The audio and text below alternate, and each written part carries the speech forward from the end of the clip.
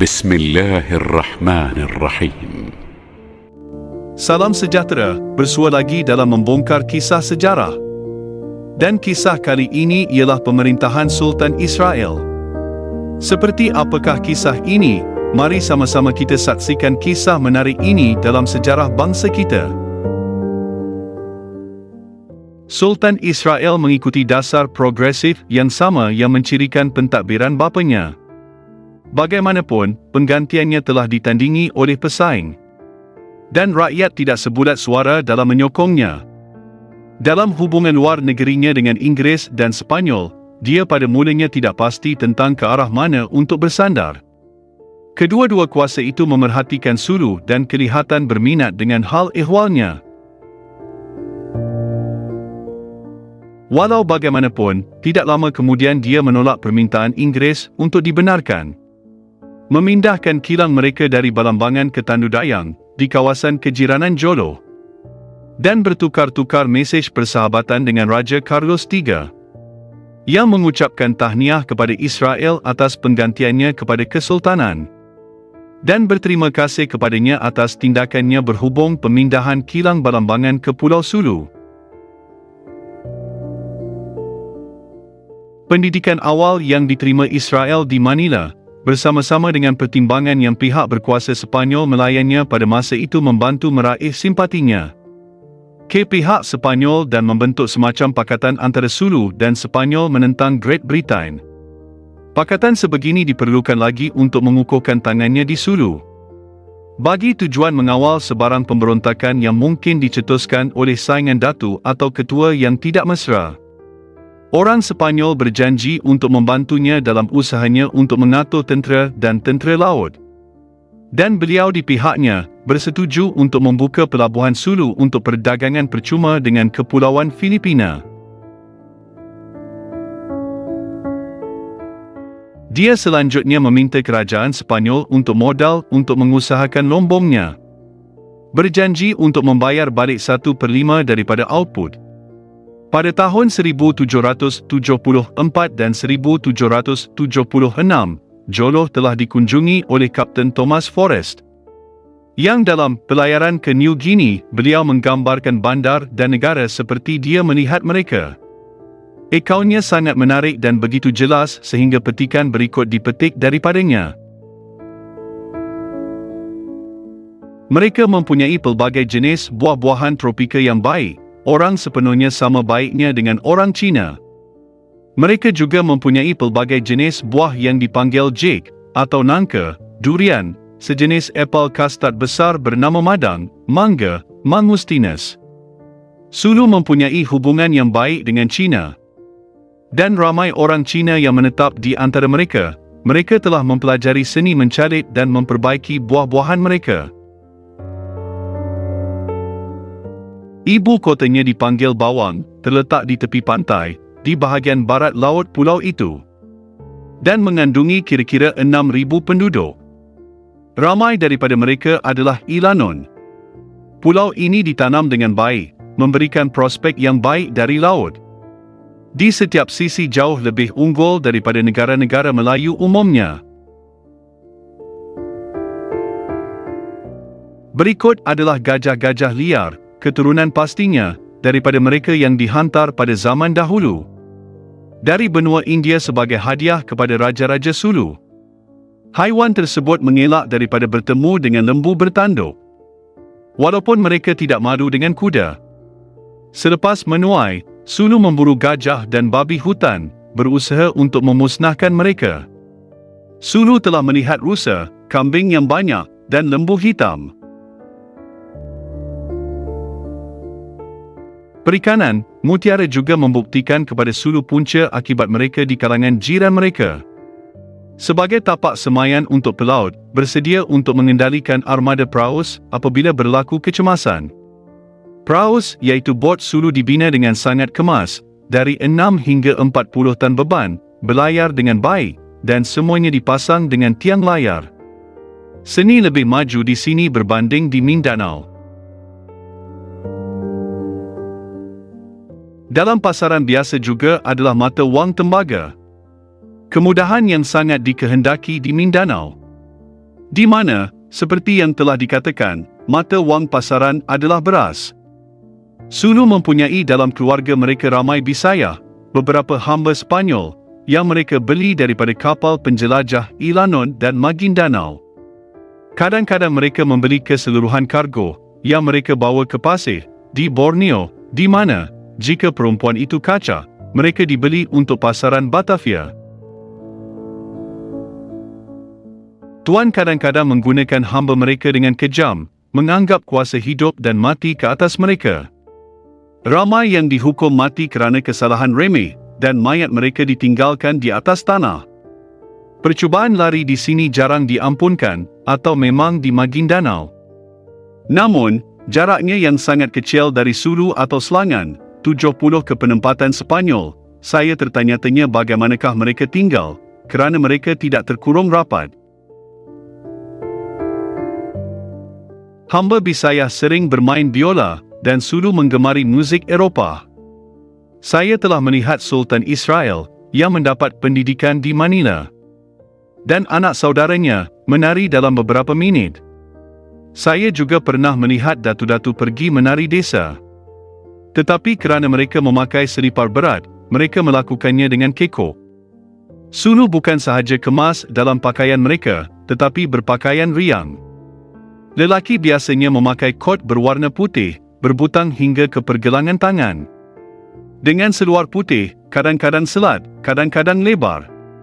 Kedua-dua jantina gemar berjudi.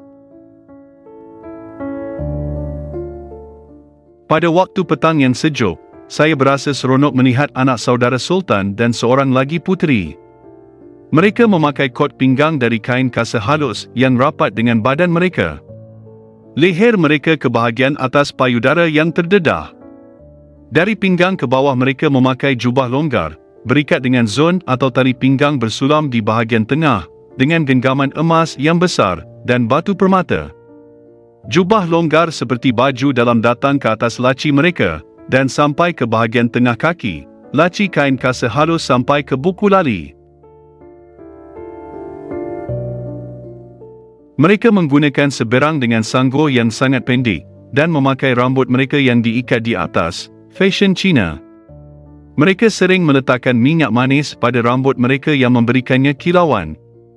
Wanita-wanita duduk sopan mereka sangat baik, dan ini adalah senaman yang dilakukan oleh wanita fashion di seluruh pulau. Pulau Sulu jauh lebih besar, tetapi keadaannya di antara Mindanao dan Borneo menjadikannya pasar raya bagi semua kerajaan Mor. Saya mendapati bahawa Portugis pernah berpura-pura menetap. Lebih-lebih lagi untuk menakluki pulau-pulau ini, tetapi mereka kerap mengunjungi mereka demi perdagangan. Dan pada masa itu, terdapat perdagangan yang lebih besar di bahagian-bahagian ini daripada yang boleh dibayangkan. Kerana, semasa perdagangan dibuka kepada Jepun, datang dari sana 2 atau 3 kapal yang syarat dengan perak, ambar, sutera, peti, kabinet, dan rasa ingin tahu lain yang diperbuat daripada kayu wangi yang harum, dengan sejumlah besar sutera, selimut, dan tembikar, dari China. Untuk ini para pedagang Golconda menukar berlian mereka, berlian Sichuan, batu delima, topaz, dan nila mereka. Dari Jawa dan Sumatera datang lada, dan rempah-rempah dari Maluku. Sejarah Empayar Portugis Haris. Kira-kira 15 datu menjadi sebahagian besar badan perundangan. Mereka duduk bermesyuarat dengan Sultan. Sultan mempunyai 2 undi dalam dewan ini, dan setiap datu mempunyai 1. Pewaris, jika berpihak kepada Sultan, mempunyai 2 undi, tetapi, jika menentangnya, hanya 1. Terdapat 2 wakil rakyat, dipanggil mantiris, seperti tribuna tentera orang Rom. Rakyat biasa Sulu menikmati banyak kebebasan sebenar, disebabkan oleh perwakilan di atas. Negeri Sulu adalah kecil, mengandungi terhad melebihi 60,000 penduduk. Namun mereka ini berkuasa, dan mempunyai di bawah mereka, bukan sahaja kebanyakan pulau yang membentuk kepulauan itu, tetapi sebahagian besar Borneo, sebahagian daripadanya telah mereka berikan kepada Inggeris. Mereka mempunyai watak sebagai khianat dan sentiasa berusaha untuk membekalkan dengan penipuan. Apa yang tidak dapat mereka kesan dengan kekerasan. Hanya 7 tahun berlalu sejak Sultan Kulan di Timur Laut Borneo berperang dengan Sultan Buru di pantai yang sama. Salah seorang daripada mereka memohon bantuan kepada Sulu. Datu Alimuddin dan Nukila pergi dan melihat peluang mereka menyerang kedua-dua sultan, merampas mereka dan membawa mereka bersama isteri, anak-anak dan ramai pembesar mereka ke Sulu. Mereka dipulangkan beberapa waktu kemudian dengan syarat bahawa mereka harus memiliki anak sungai yang mereka ada pada hari ini. Hasrat syarikat Hindia Timur dalam membentengi balambangan yang dianggap dengan syakwasangka oleh orang Sepanyol, yang menggunakan setiap kaedah yang mungkin untuk mencetuskan permusuhan antara Sulu dan Inggeris. Ejen-ejen Inggeris di Jolo mendapat simpati sebuah parti yang diketuai oleh datu-datu ketua komando tentera Sulu yang kuat.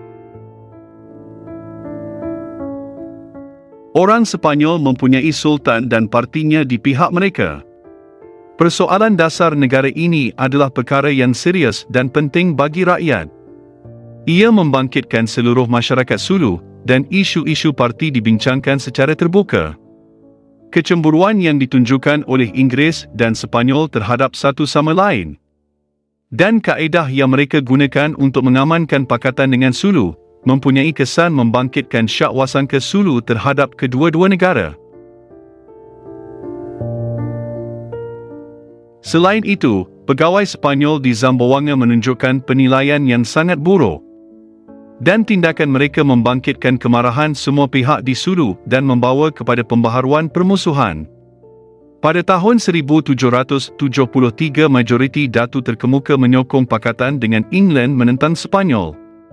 Pada tahun 1775 parti Inggeris menjadi lemah dan barisan belambangan diserang dan dimusnahkan secara khianat oleh ejen dan pasukan Sulu yang dihantar secara rahsia ke sana oleh Sultan Israel dan majlisnya.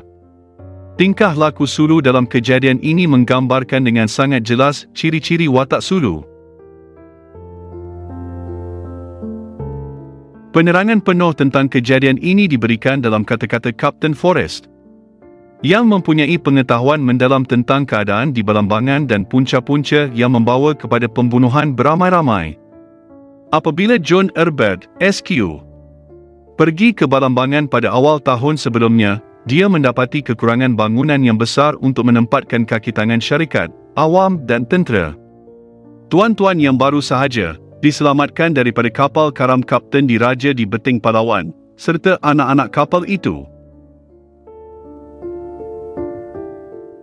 Kira-kira pada masa ini, seorang tating, seorang Datu Sulu, dan sepupu pertama Sultan Israel, datang dengan ramai pengikutnya ke Balambangan, menawarkan perkhidmatannya sebagai pembina, dipekerjakan oleh Encik Herbert. Dan dalam keseluruhan tingkah lakunya, memberi kepuasan. Datu yang jatuh sakit, pulang ke Sulu untuk memulihkan kesihatannya. Berkat ini tidak lama kemudian, dia kembali kepada pendawaan tugasnya di Balambangan. Dia kini membawa daripada Sultan dan surat majlis yang mengesyorkannya sebagai orang yang boleh dipercayai untuk mendirikan apa sahaja gudang atau bangunan yang mungkin dikehendaki. Bersamanya datang 2 datu lain, Muluk dan Nukila. Tetapi Datu Tating berhati-hati untuk menunjukkan hanya sebahagian daripada pengikutnya yang ramai, menyembunyikan yang lain di Pulau Bangwei. Dan bahkan di beberapa ceruk Balambangan, yang ditutupi dengan kayu, seperti pulau-pulau itu pada umumnya, tidak ada ketakutan yang besar terhadap penemuan.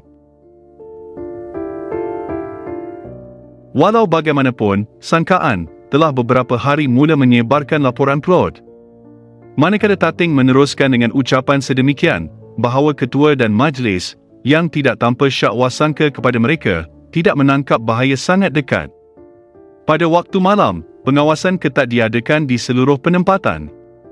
Pada waktu subuh, pistol, seperti biasa, mengumumkan pagi, dan untuk beberapa saat ketenangan memerintah. Sebuah rumah pada jarak yang agak kecil tiba-tiba dibakar membuktikan isyarat kepada Sulu. Mereka bergegas masuk ke dalam kubu, membunuh pengawal-pengawal itu, dan melemparkan senjata api ke arah pengawal Bugis. Segelintir peneroka, yang akhir-akhir ini semakin berkurangan akibat kematian, samar-samar untuk melarikan diri menggunakan kapal yang mereka temui.